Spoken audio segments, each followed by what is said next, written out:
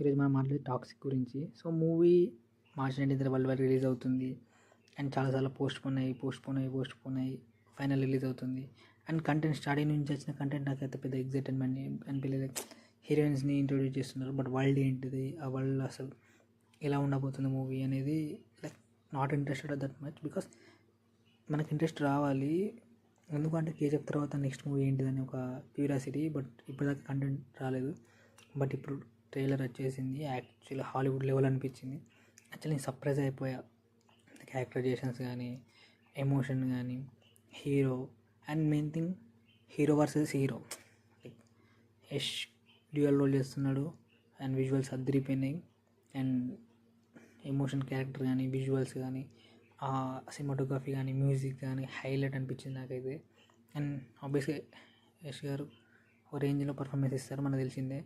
And చాలా bad యాస్గా ఉండబోతుంది. Like I'm eagerly waiting. So మీకు ఎంతమంది నచ్చింది తప్పకుండా కామెంట్ చేయండి. And please do subscribe to our channel. And thank you for watching.